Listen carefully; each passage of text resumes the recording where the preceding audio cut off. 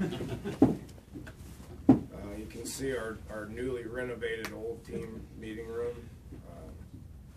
We got a little bit of soundproof on here, so you can have a little bit of privacy. You know, block this off where Coach Carrier actually sits like 3 feet on the other side right there, and then sometimes Gibby's here or whatever, and they try to out scream themselves, but still got the weight room. You know, you can hear that music in there. So this is still going to be a renovated area at some point, but have made it a little bit more functional. It does make you appreciate the new one that we have. You know, and the reason we're not in there, I think everybody knows this, but the reason we're not in there is because they're redoing the training room underneath it. And they're nervous about 120, 200 to 300 pound people sitting in a room that might just collapse and set us back for a whole year. So as long as we're making progress, we'll deal with about anything. You know, so there's a rumor that we started spring yesterday. I don't really agree with that. We started on Saturday, which you guys will be able to see the guys in an actual helmet and jersey and you know, with the NCAA rules and regulations, you got to have some non-contact practices. We've been, you know, together, I think, with them after recruiting. You know, for this, I believe, is the 4th week. I think Mike had them for like 2 weeks. You know, and then we came back and had some off-season stuff for about 3 weeks. Wanted to get started, which really what we're doing this week isn't any different than what we did last week. It's all, you know, we're still lifting a lot. We're installing things. We've been able to meet with them, you know, for a couple hours a week the previous 3 weeks. That's not a whole lot different than what we're doing this week. I can go do some instructional stuff outside. It is a little bit more beneficial to be able to go out there and count it as one of the 15 days, because we can use a ball and stay out there for some, you know, some real non-competitive stuff, you know. So that's where we're currently at. We'll do the same stuff tomorrow, and you know, we're not out there very long, and it doesn't even really look like football. But Saturday we'll turn the page and start having a little bit of resistance with each other. So you guys know the schedule. That's why we're doing that. I haven't really explained that to anybody. There was an article written yesterday, I guess, that explains everything else that we're doing in spring. So I'm not going to go into it. If you guys got questions, we will we can talk about them. But you know, excited about this group, 2018 group. Probably the most veterans. Obviously, offensively, the most veteran unit that we've had since I've been here. Defensively, feel good about it just based on Gibby going into I guess the 5th year. I mean, it seems like he's been here for a while. He's been here 6 years. He's been here forever, but coordinator aspect of it for the 6th year gives everybody comfort. And you know, just like where the guys are right now, and wanted to get started. So looking forward to a good spring. You know, I like how it's broke up. You think it will reduce the monotony of spring football that everybody deals with. You can say, well, how can you get tired of practicing football? Well, I can assure you these guys get tired of practicing football in the spring now. So being able to have breaks with spring practice and with Easter break, I think will break up that monotony aspect of it, and then we'll finish earlier than we ever have, which means we'll have more time to heal and get ready for the actual season. So, you know, the 6th and 7th of April should be a good spring weekend. You're flipping coins on whether the weather is going to be appropriate or not. Nothing you can do about that, so you just deal with it and roll through it. But it'll be a good weekend. Obviously, it's a big weekend with you know, WVU athletics and WVU Medicine Children's, the relationship that exists there. My man Wolf here does a great job of cultivating this relationship as well. But the whole weekend's going to be about the kids, obviously football, and then the kids as well. you know, put something out on my Twitter a little bit ago, just as far as the partnership that football has with Jeff Hostetler, who that relationship's existed for many years, and want to continue to strengthen that relationship. He does such a great job over at the hospital, you know, with his foundation, the House Foundation. You know, he built the Family Resource Center over there, which I've been over there hanging out a little bit. I know Wolf's been over there. A lot of our players go over there, you know, every week to show support, and we're trying to strengthen that relationship and do even more than we have, and do even more than we're currently doing. This is an opportunity to be able to do that. Try to raise some money with an event at Kegler's on Friday night. You know, and then there's a 5K run in the morning.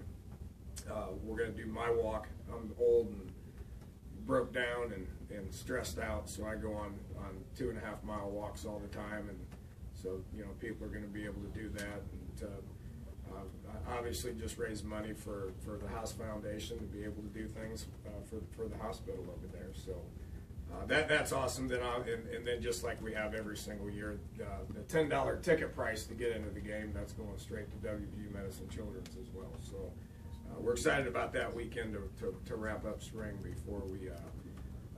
before we end up finishing the last couple of weeks off academically. So that's where we're at currently. You know, from staffing perspective, you know, everybody understands, you know, added Marquell Blackwell, you know, wish Tony Dews the best of luck in the NFL. He's always wanted to be there, so he has an opportunity to do that. I don't get bent out of shape whatsoever if guys make moves that they've always dreamed of doing, you know, and then it's my job to see if we can try to hire somebody better. And really like Coach Blackwell. He's, you know, got a great football background, you know, great recruiting presence to him, so he's already fit in nicely, like where he's at, you know. And then, you know, we've added some good young coaches as well. You know, you'll see some familiar faces out there from you know, Julian Miller on the D-line to Mike Molinari, you know, that can help out with some specialists, Tyler Orlowski on the O-line. You know, you've got some strength guys that you're going to recognize out there as well. So good West Virginia presence, former player presence, that anytime you have opportunities to be able to get those guys on board, I think it's important to be able to do that. So like where the staff's at, a lot of continuity with some new blood as well. And that's about it. I think that's all I got. Take a few questions here before we wrap up. Nuts and bolts of who can play, who can't play this spring. I mean, injuries. I'll tell you who's out for spring. David Long's out. You know, he had his shoulder rehabbing nicely. The worst thing in the world that happened to Lamont McDougal was having shoulder surgery the same day as David Long. So they rehab together like every day. And David is an absolute machine, and Lamont is young and big, so he struggles every day. Those two are progressing nicely. They'll be 100% in summer. You know, you'd wish Lamont could go through spring being young. We don't care if David goes through spring or not. X-Relo had a pec injury. He'll be out for a couple months. Is not going to be able to participate through spring. And that's it. You know, everybody else is good to go, healthy. Should be a lot of competition. You know, the 8 or 9 guys that we added, I believe that information's out there, the early enrollees and all that, which adds depth and adds competition. You know, as much as we can get competition in there, the better. You know, side note, grad students that are leaving, you know, Chris Chugnoff is going to graduate and move on. Certainly appreciate everything that he's done for the 4 years that he's been here. Jalil Fields is going to graduate and move on. I think he's got 3 hours. You know, they did a good job with everything that we asked him to do since he's been here. Ricky Rogers, grad student, moving on. You know, can't say enough about those guys. They're, you know, 4-year guys that you know, they graduated. What more? That's kind of the goal, is it not? So, you know, those guys are going to move on, and wish them the best of luck with whatever they decide to do, which I don't think any of them really has a real option or a real sound decision made as far as what they're going to do with the rest of their life. But always be a Mountaineer, man. You come here and you get a good degree. All three of them have great GPAs. Then they can come back and they'll be welcome here as often as they want.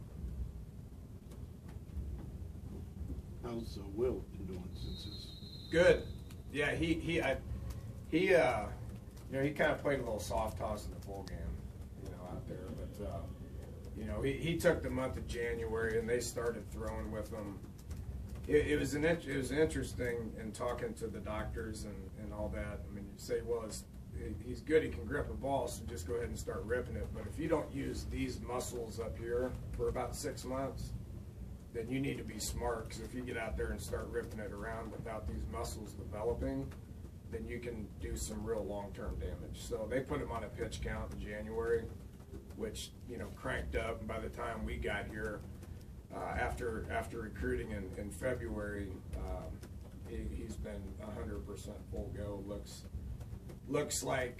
good physically. Sounds good mentally. Really is he's exactly what you want in a fifth-year senior. I mean, just things are slower to him, and he's out there coaching those other quarterbacks. Jack Allison and Trey Young. He's out there coaching those guys up, which that's what you're after. Trey Young. Yeah, what I said. Did I say Trey Young? Has anybody heard of somebody by the name of that? It's an epidemic. Yeah, evidently it is. I mean, hey, heck of a player. But Trey Lowe. I'm sorry, Trey Lowe. On that topic, one less than maybe I think people expected when they walk in today, but is Trey Young / Trey Lowe, does he make? It's your fault. Does he make?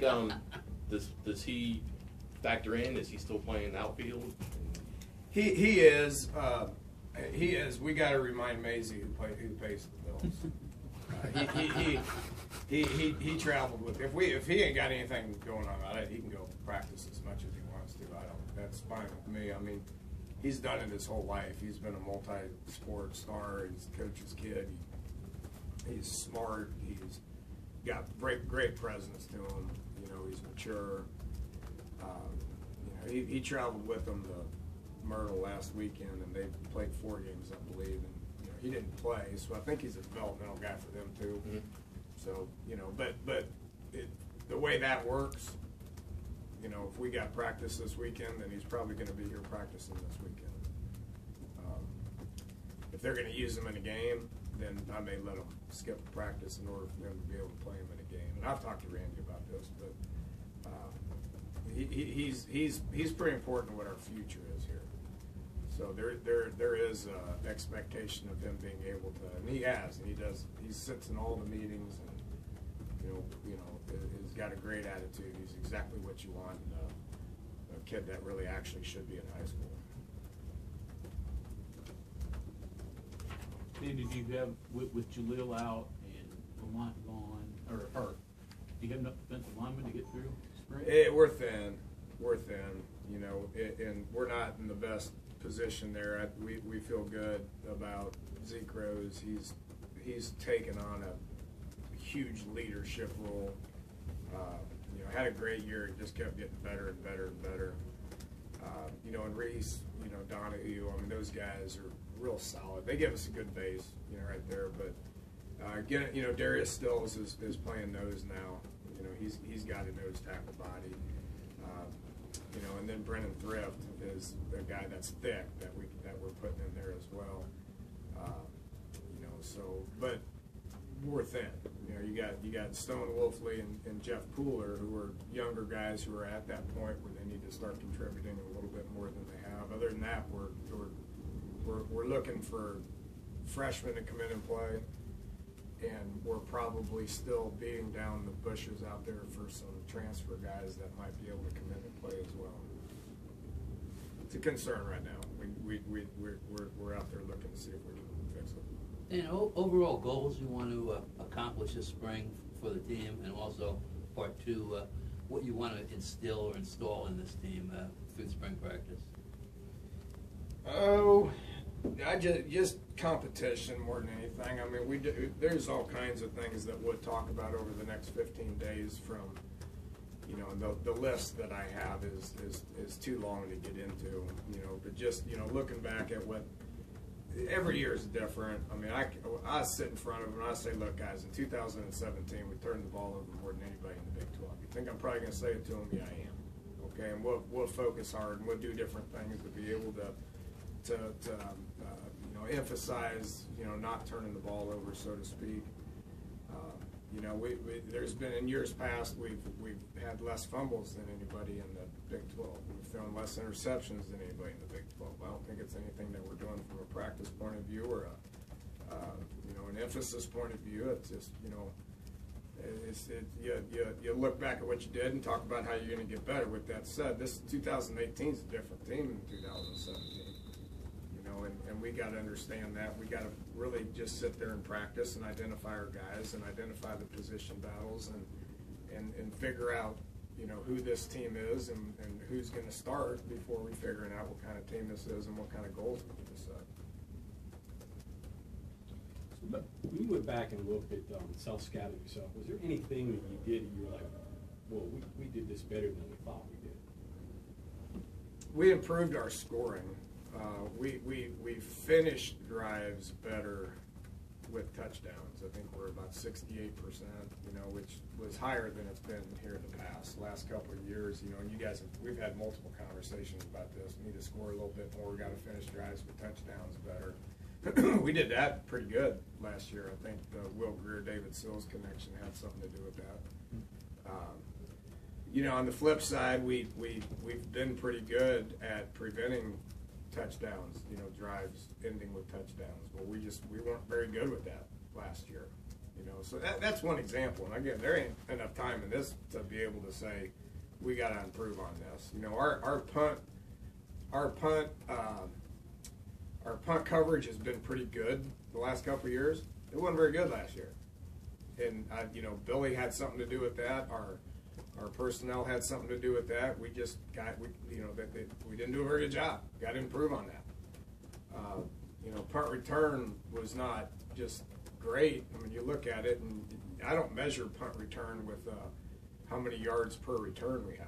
That's the stat that they keep, but to me, that's irrelevant. I mean, I thought we did a great job of fielding the thing and having some space to field it. We just didn't get any of them out, and we'll emphasize that, what's the margin between punt and punt return? That's another example. I've probably got about 15 to 18 more examples that we can gauge where we're at offensively and defensively, and we'll do that in-house, and it's going to take a bunch of time to be able to get our points across. We'll take something a day, and we'll try to get a little bit better at it. And that ain't going to change over summer, and that ain't going to change in August either. You mentioned some special team stuff, but place kicker, you have a couple of guys. Do you spend any time on that in the spring, or do you just compete with them? Oh yeah, they'll start compete. They started competing yesterday. Mike Molinar is going to be a great charter. That's what his job is the chart. Well, he sits there and we're going to come up with a bunch of different ways of these guys being able to compete against each other. Evan was a guy that was really, really, really different towards the end of the year than he was during the beginning of the year. His improvement and his ceiling gets me really excited. And then you add a guy like Skylar Simcox, who was Lou Groza finalist a couple years ago. That breeds competition. So being able to put those guys in as many different practice situations as we possibly can to be able to let those guys compete, I think will pay dividends. And need to do the same thing at punter.